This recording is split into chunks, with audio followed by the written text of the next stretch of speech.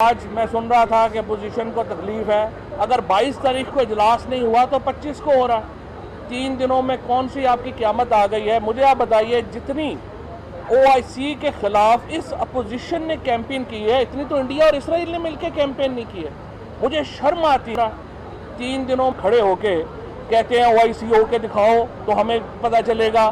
اور یہ جو ابھی مولانا فضل الرحمان آپ کے سامنے باتیں کر کے گئے ہیں، ایک ان سے سوال پوچھیں آپ کہ آپ نے اپنے پورے کیریئر میں، سیاسی کیریئر میں اسلام کے نام کے اوپر ووٹ تو لیا، اسلام کے نام کے اوپر کیا کیا؟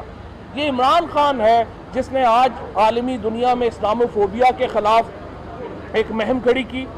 عمران خان ہے جس نے ناموس رسالت محمد مصطفیٰ صلی اللہ علیہ وسلم کے اوپر پہرا دیا، اور یہ عمران خان ہے جو پاکستان میں ایک اسلامی فلاحی مملکت کے لیے آگے بڑھ رہا ہے۔ ان مولویوں نے یہ جو سارے ہمارے خلاف آج کھڑے ہیں، سوائے دین فروشی کے کیا کیا ہے؟ انہوں نے ہمارے یہاں پہ سوائے ووٹ لینے کے لیے مذہب کو بیچنے کے کیا کیا ہے؟ میں اس پہ اپوزیشن کی، میں اسپیشلی جو ہمارے جو ہمارے نئے نومولود لیڈرز ہیں، انہوں نے جس طریقے سے اسلامی خارجہ اسلامی وزرائے خارجہ کی کانفرنس کو تحقیق کرنے کی بات کی، جس طرح سے یہ نو کانفیڈنس، اگر آپ یہ جو اسلامی وزرائے خارجہ کی کانفرنس ہے، یہ آج سے کم از کم سال پہلے جو ہے وہ اس کے ڈیٹس طے ہوئی ہیں، اس کی جو حتمی تاریخ ہے وہ بھی 6-8 مہینے سے پہلے آئی ہوئی ہے۔ کیا قیامت آ جاتی اگر آپ یہ ریزولوشن 10 دن بعد موو کر دیتے؟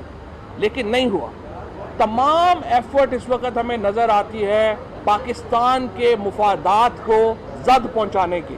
اتنی ایفرٹ، اتنی کوشش ہندوستان اور اسرائیل کی طرف سے نہیں ہو رہی اسلامی وزرائے خارجہ کے خلاف کی کانفرنس کے خلاف، جتنی ہم دیکھ رہے ہیں کہ یہ فضل الرحمان اور ان کا یہ جو سو کالڈ الائنس ہے وہ یہ کر رہا ہے۔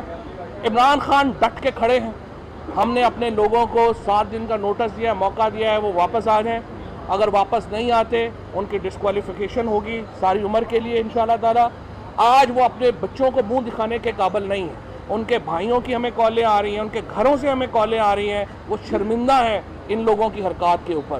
ان لوگوں کو میں پھر یہ موقع، یہ کل بھی وزیر اعظم نے کہا ہے، آپ واپس آ جائیں، آپ کا بہتری ہوگی۔ اور یہ جس طریقے سے آج صبح اسد کیسر صاحب کے اوپر جس طریقے سے اٹیک لانچ کیا گیا، میں یہ سمجھتا ہوں اسپیکر اگر آپ کی باتیں مانتا چلا جائے تو وہ بہت اچھا ہے۔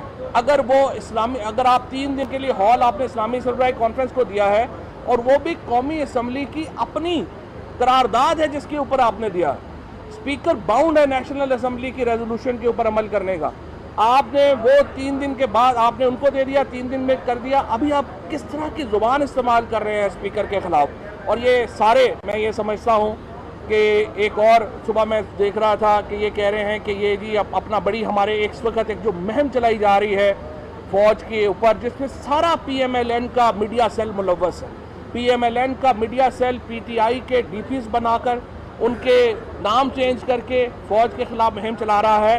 یہ ان کا خیال ہے کہ فوج میں اور PTI میں تفرقہ ڈالیں گے۔ ہم نون لیگ نہیں ہیں جو چھوٹی سی بات کے اوپر فوج کے خلاف جو ہے وہ بغاوت کے اوپر اتر آئے، یا چھوٹی سی بات کے اوپر فوج کے خلاف سازشیں شروع کر دیں۔ عمران خان اور پاکستان کی فوج یہ ایک ایسا کمبینیشن ہے جو پاکستان کے ایک بہتر اور ایک مستحکم استحکام والے پاکستان کے کا آئینہ دار ہے، اور یہ انشاءاللہ کمبینیشن جاری رہے گا۔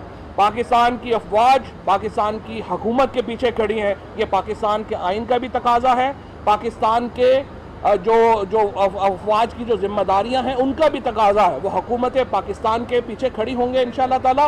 اور کبھی بھی دیکھیے یہ معاملہ نہیں ہے، کبھی چور اور سپاہی بھی مل کے چل سکتے ہیں؟ یہ تو سارے چور ہیں، ان کے ساتھ سپاہیوں کا کیا تعلق؟ کوئی سپاہی جو ہے وہ چوروں کے ساتھ نہیں ملتا، یہ ان کی خواہش ہے۔ میں ان سے کہتا ہوں اپنے کردار کو بدلنے کی کوشش کریں۔ جس طریقے سے انہوں نے ڈاکوؤں اور چوروں کی ایک پوری سلطنت کھڑی کر دی ہے، اور پھر ایکسپیکٹ کرتے ہیں کہ پاکستان کے لوگ ان کے پیچھے کھڑے ہوں گے، کوئی آپ کے پیچھے کھڑا نہیں ہوگا۔ اس لڑائی میں انشاءاللہ تعالی فتح حق کی ہوگی اور سچ کی ہوگی، اور انشاءاللہ ان سب کو پتہ چلے گا کہ یہ نہیں کرنا چاہیے۔